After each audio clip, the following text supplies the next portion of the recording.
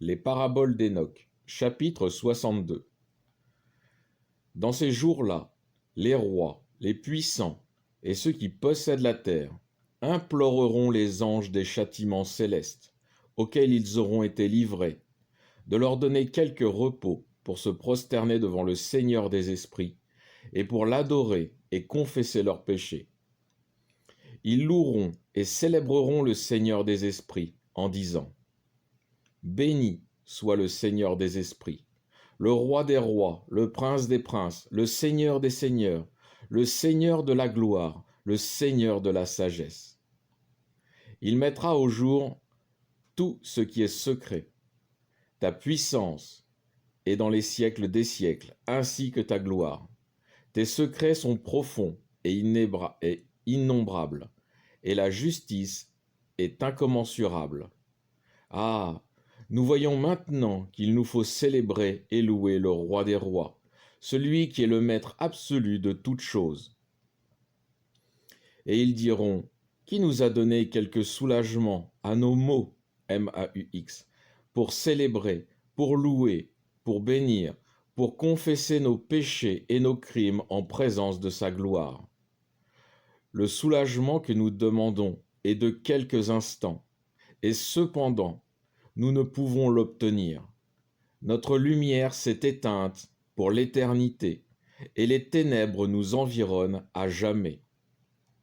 Car nous ne l'avons pas confessé, nous n'avons pas célébré le nom du roi des rois, nous n'avons pas glorifié le Seigneur dans toutes ses œuvres, mais nous avons mis notre confiance dans notre puissance et dans le sceptre de notre gloire. Aussi, au jour de la douleur et de l'effroi, il ne nous sauvera pas, et nous ne trouverons point de repos. Nous le comprenons maintenant. Le Seigneur est fidèle dans toutes ses œuvres, dans tous ses jugements, dans sa justice. Dans ses jugements, il ne fait point acception de personne. Et voici que nous sommes repoussés loin de sa présence, à cause de nos mauvaises œuvres. Nos péchés ne sont que trop bien pesés. Puis ils se diront les uns aux autres : Nos âmes se sont rassasiées des richesses de l'iniquité. Et voici qu'elles ne nous sont d'aucun secours dans ce moment que nous demandons, dans les flammes de l'enfer.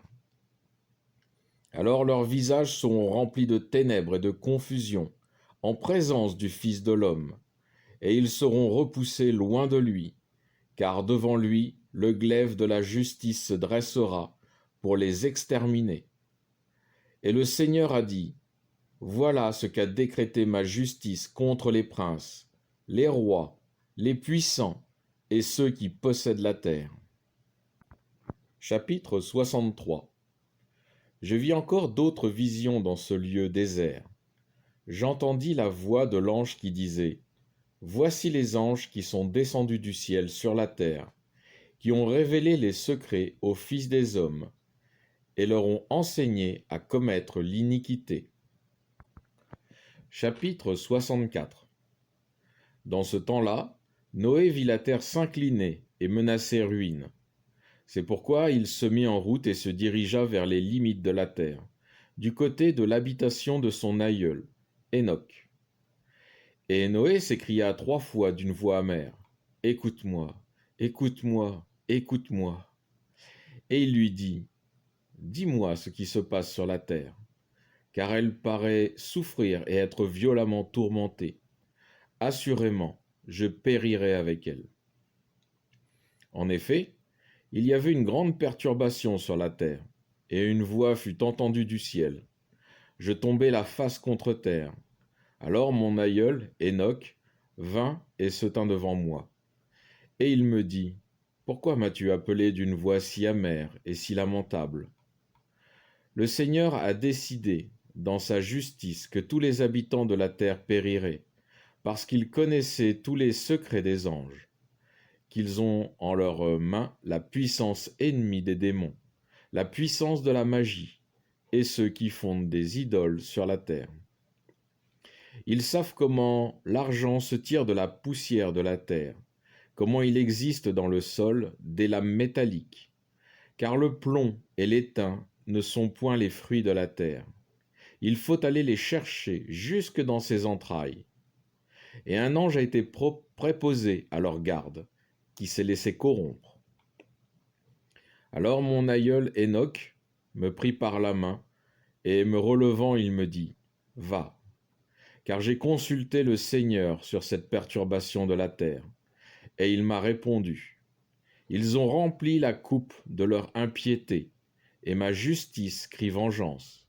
Ils ont consulté les lunes, et ils ont connu que la terre devrait périr avec tous ses habitants. Ils ne trouveront point de refuge dans l'éternité. Ils ont découvert des secrets qu'ils ne devaient point connaître. Voilà pourquoi ils seront jugés. Mais pour toi, mon fils, le Seigneur des esprits connaît la pureté et ton innocence. Il sait que tu blâmes la révélation des secrets. Le Seigneur, le Saint par excellence, a conservé ton nom au milieu de celui des saints. Il te conservera pur de la corruption des habitants de la terre. Il te donnera à tes descendants, des royaumes et une grande gloire.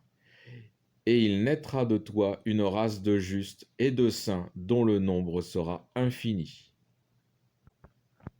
Chapitre 65.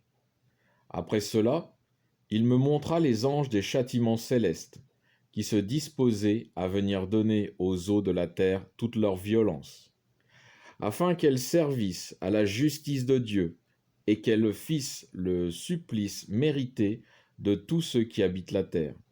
Et le Seigneur des esprits défendit aux anges de porter aucun secours aux hommes, car ces anges présidaient à la puissance des eaux. Alors je me retirai de la présence d'Enoch.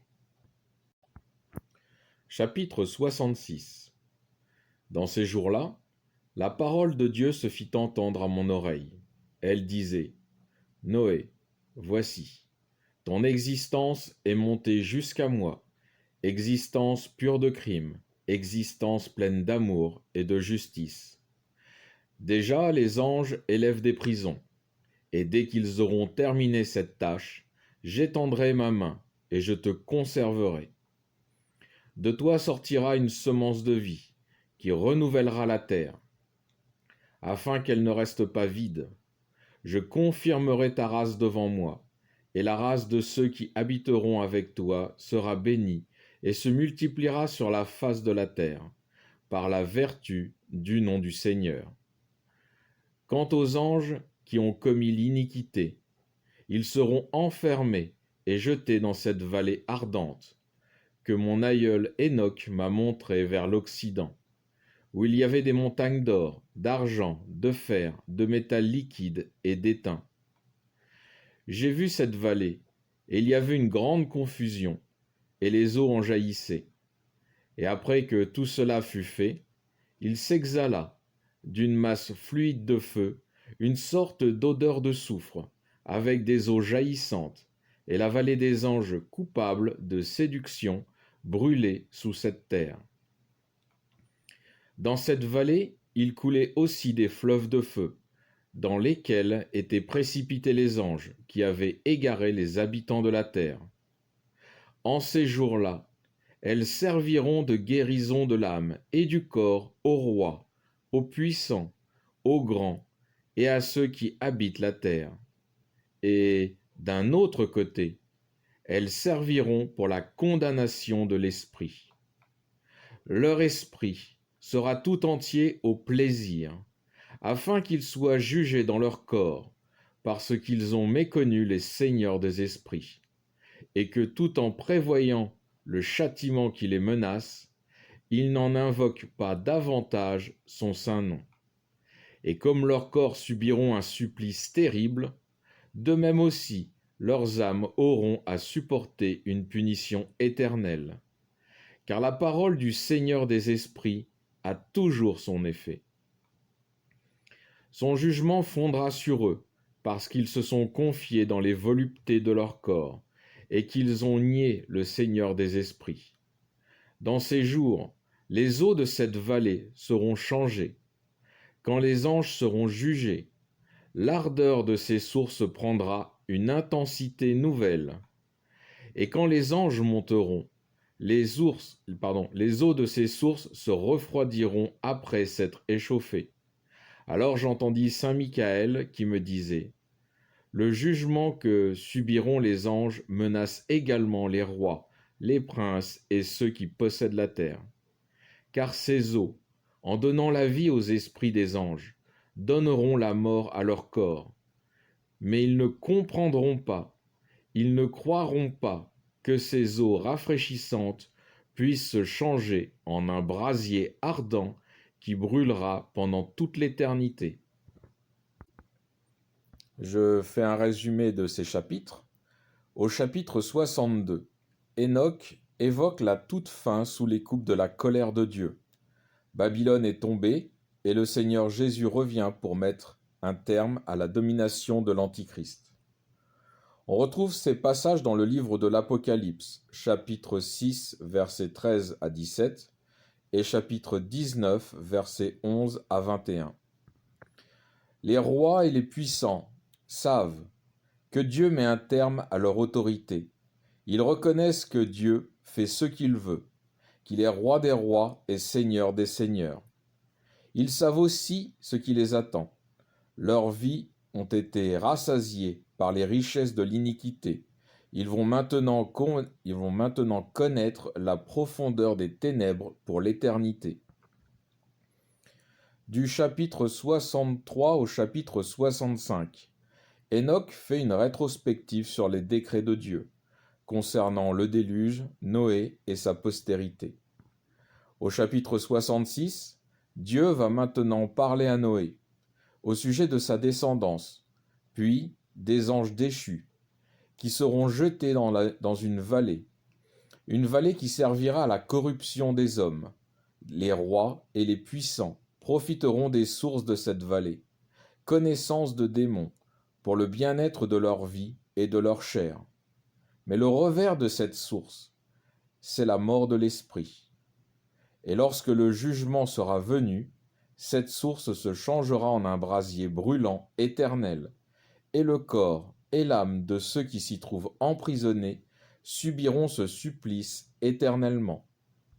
Fin de ce résumé.